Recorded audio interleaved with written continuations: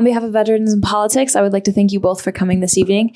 Just to give you a brief overview of this process, we will be given 30 seconds to introduce ourselves, and then I will give you a minute to introduce yourselves, to say what office you're running for, and then also why you're seeking the endorsement. Keep in mind that this is not a debate. This is an interview, so any question asked of you will be referred back to us and vice versa.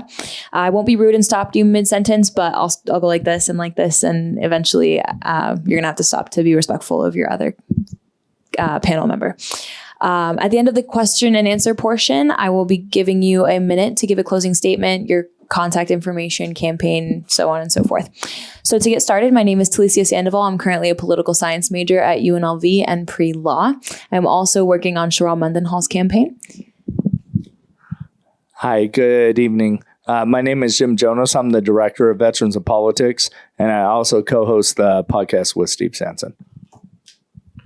Hi, my name is Michael Broadway. I am a real estate broker and been with Veterans in Politics for about 8 years now, just off and on. All right, I will give you both a minute to introduce yourselves. If we could start with Ms. Butler. Sorry. My name is Stacy Butler, and I am running for the Assembly, Nevada Assembly, District 34. A little bit about myself. I am a Las Vegas native, Nevada native, born and raised. In fact, this is my neighborhood where we're sitting right now. Grew up in this area. My dad still lives right down in Charleston Heights since 1962. First job here in Vegas was working for my dad at his gas station, pumping gas at the full service island. So that was my first job in service. I left my home here and joined the Air Force, where I served as an air traffic controller. I did the Texas tour, so I've been stationed all over Texas. I was away from Nevada for about 11 years. And between the Air Force and coming back, I actually found myself in San Antonio and ended up working for USAA, came back to Las Vegas, where I quit USAA when the Afghanistan push happened and re-entered into the Nevada Army National Guard and served there for a couple of years at the time, active duty. I'm running for this office because everybody's saying it, and we're all in this. We're saying, I'm not a politician. Well, I'll add something. I don't intend to become one. I'm running for this office because I'm a person who gets things done, and it's time to have people stand by their convictions and get the job done in the state of Nevada. So thanks. Thank you. Ms. Lim? Hello, everybody. My name is Mary Lim, and I'm also a candidate for Assembly District 34. I'm a mother of 5. I have no political agenda other than the best interest of my kids at heart and the future and the children in the community. My entire life's work has been in public service. I was a teacher in the private sector for 10 years prior to what I do now, which is law enforcement, and I've been with my department for 13 years. I would be honored to have the Veterans in Politics endorsement. I appreciate what you guys do as far as educating and advocating.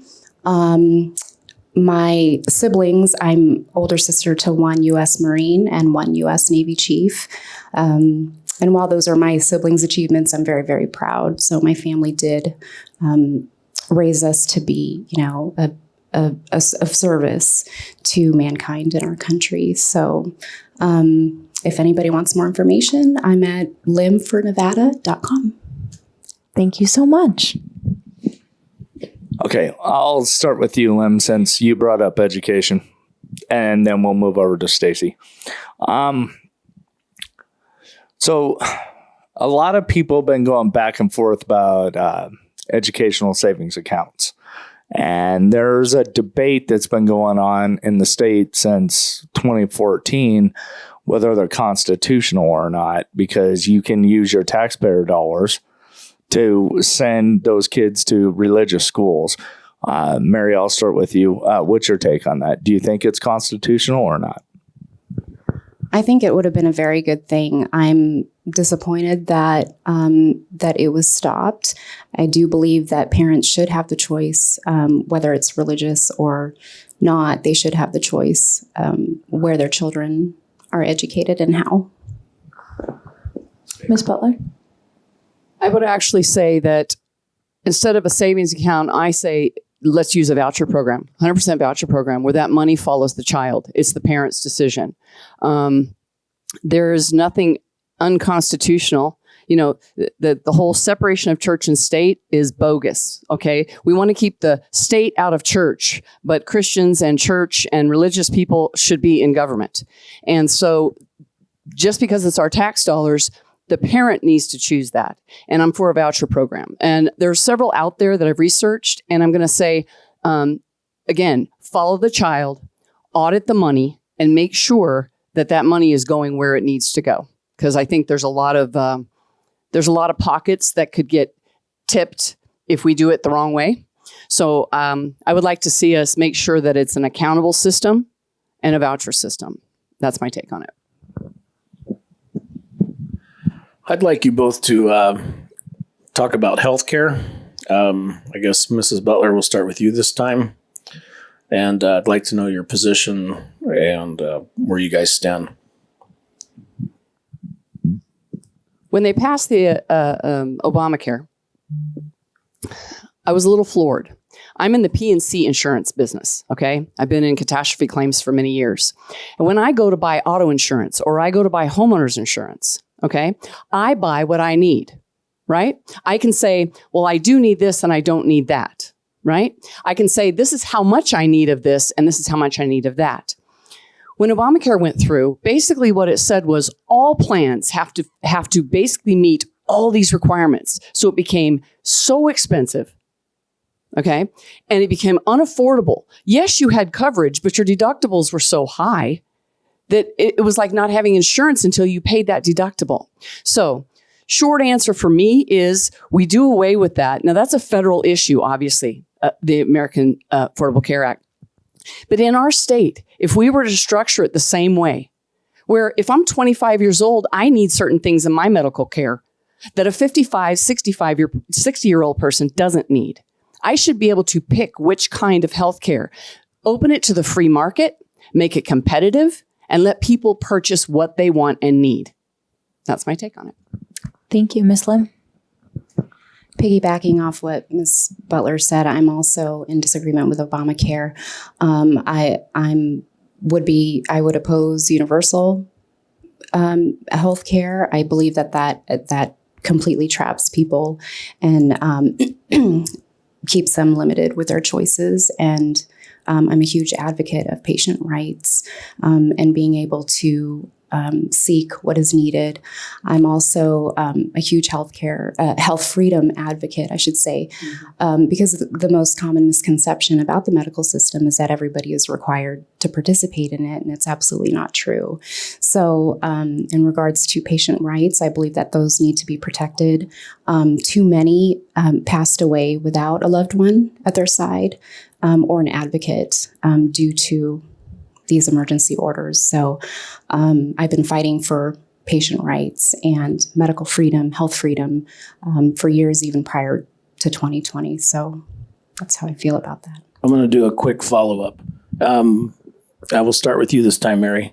What's your thoughts on police, fire, first responders being required to get the vaccine, COVID-19 vaccine? I absolutely disagree with it. I don't oppose voluntary participation.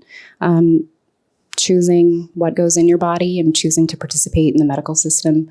What I oppose is force. And while some departments may not physically hold you down and force you, obviously, a lot of our first responders who were hailed as heroes in 2020, they were given an ultimatum. It's either the job or the jab, which I absolutely do not agree with. So I don't oppose voluntary participation. I oppose the force. Thank you, Ms. Butler. I agree with Mary 100%. I'll go even further than law enforcement or anybody. No one should lose their livelihood or be threatened with losing their job, their pension, to be forced into some medical treatment that they don't agree with. 100%. Nobody should tell us. No governor, no legislator, no one should tell me what to put on or in my body. And I'm like you, Mary, I'm not anti-vaccine. If you or whatever you want to put in your body, that's your choice. But don't make me do something that I disagree with. And again, medical freedom, I 100% agree with you. We cannot have a governor, and that's one of the things it's on my agenda. is limiting emergency powers of the governor so that never again do you shut down businesses, churches, schools, or tell us what to wear in or wear on our bodies or put in our bodies, ever. Thank you. So kind of segueing into that, you are given what is called our 5 BDRs, so a bill draft request, right when you are first elected. So provided that you are elected, what are the top 5 issues on your brain at the moment that you want to tackle first? We can start with you, Ms. Butler.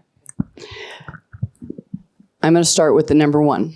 I think in the last 2 years, we've all seen it will be to limit the governor's emergency powers. There must be checks and balances. Never again should that governor, no matter what party that governor is, be able to shut down our businesses, our schools, our churches indefinitely and make any mandates. So limiting the governor's powers, that's a priority for me. Voter integrity. They have passed so many nonsensical voter laws that have opened the floodgates for fraud, abuse of our system. So I believe that would be a second one. The third one is, of course, education and the school choice. Getting that up to a governor. Hopefully, that governor is well. I know the governor is going to be a Republican, and that governor will sign that school choice, and we will be able to help fix our failing school system by giving parents choice and control. That was number 3. What's okay? And then thank you. And then number 4 and 5, I'll go ahead and hand it off to Mary since I've taken too much time. You're okay. Thank you. Thank you. Thank you. So my top 5 would also be the mandates and the abuse of prolonged emergency powers.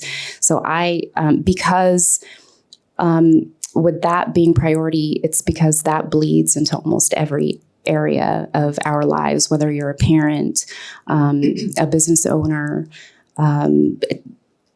it's just bled into every area. And so as far as medical mandates, I just want to ensure that, this never happens again. And I would support having a panel in place with credible doctors who can advise on the differences between outbreak, epidemic, pandemic. And I would love a 15-day review to make sure that, things are under control and things don't get out of hand the way it did these past couple of years. So with the medical mandates, education, obviously, I do believe that we are in a crisis. I do believe in the voucher proposal, the vouchers and education choice.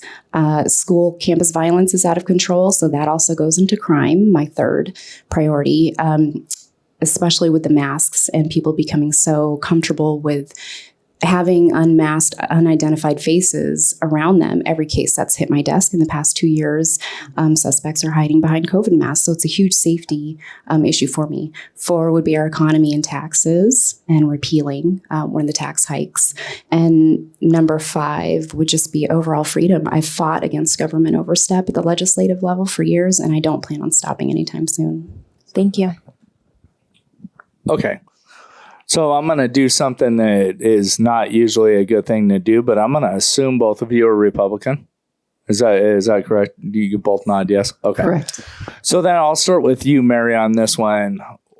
Have you ever run for political office before? I never have. I am not a politician by career or a generational family politician. So this is definitely a first. However, I've been fighting as a private citizen, being fully immersed with the people and what the issues are going on in the community. So I decided to take that fight to a higher level and file. Okay. Stacy? I've never run for political office. Really didn't plan on doing this at this point in my life, but a quote that I saw really resonated with me. Ronald Reagan said that I am not a politician by profession. I am a concerned citizen who can no longer stand by the sidelines, and I must be personally involved. And that's why I'm in this fight. I know how to fight, I know how to win, and I know how to influence and stand by my convictions. I'd like to say thanks to both of you for stepping out of your lifestyle to make changes. Really appreciate that. My next question, I travel a lot. I have 6 children, Mary, so I can feel your pain. I have a daughter in the Philippines. I go to Mexico a lot, and my wife, my beautiful wife, is from Colombia. And all three of these, aka third world countries, have voter ID. What is your stance on voter ID? I guess, Mary, we'll start with you this time. It should absolutely be required. Absolutely. And recently, Arizona and Georgia passed laws to secure their elections. I would love to mirror what they did. So voter ID, we need to stop the automatic registration with the DMV, ban Dominion as it has been recently. I would love to go back to paper ballots, but most definitely voter ID needs to be required to secure our elections and really the restoring the people's faith in our system. Could not agree more. I'm going to say voter ID 100%. Nobody doesn't need an ID for their life. So I am 100% for voter ID and mass mailing of ballots. The opt-out, opt-in program at the DMV needs to cease and be repealed. And the last thing I would say, I don't know that we'll ever get back to paper ballots again because of technology, but I know that there can be a paper trail. And so many years here in Las Vegas that I voted, there's always that paper trail. And you can have a paper printout, and that is traceable and trackable. And so even if we have machines, great that Dominion is gone, but we need to make sure we still have a redundant system in order to go back and make sure that what was put in the system technologically is coming out on the manual, which is the paper. So yes, secure our elections 100%. Thank you. I believe that we have time for one more question. Well, I'm assuming I already know this answer, but since we have one more question, both of you, I'm going to ask you what your thought on the Second Amendment is. Stacy, let's start with you this time. I believe that no law in any state should infringe the law-abiding citizens' Second Amendment constitutional rights. It is a God-given right to defend yourself. Our Constitution spells it out. I am a gun owner, a gun carrier. I have been in several states as far as legally doing that. I am not for any of the restrictions. Our red flag law in the state of Nevada is one of the most heinous in the country and most open for abuse, and that needs to go away. Would you elaborate for the people on the red flag?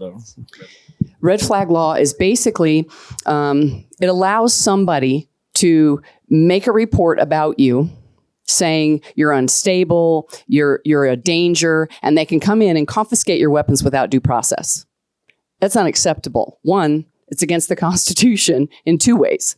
But yes, and the one in Nevada is, I believe, under litigation right now, but it is one of the worst in the country, most loosely written.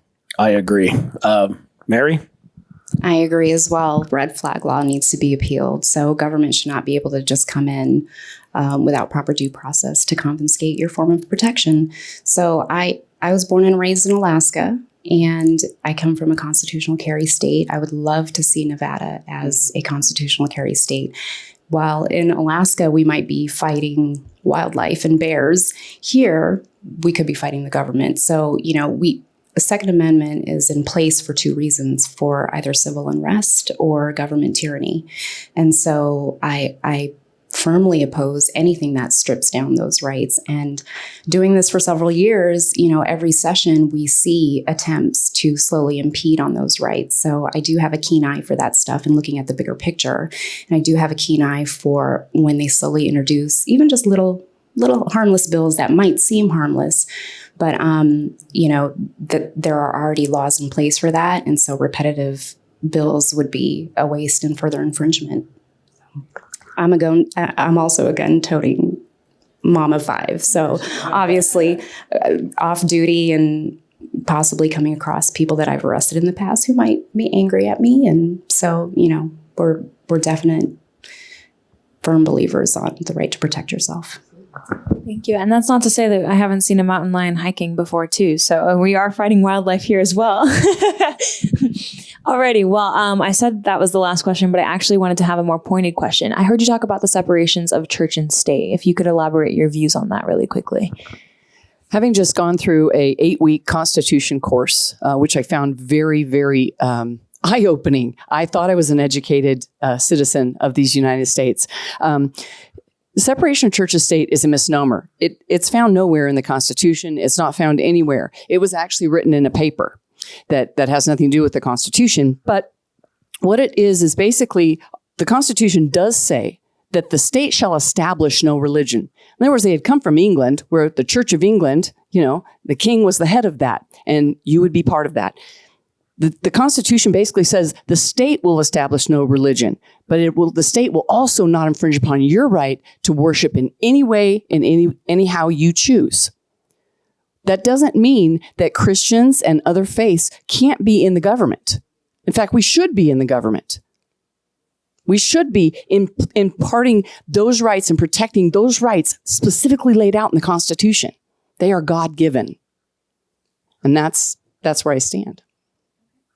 Lim, if you could also provide an opinion on that.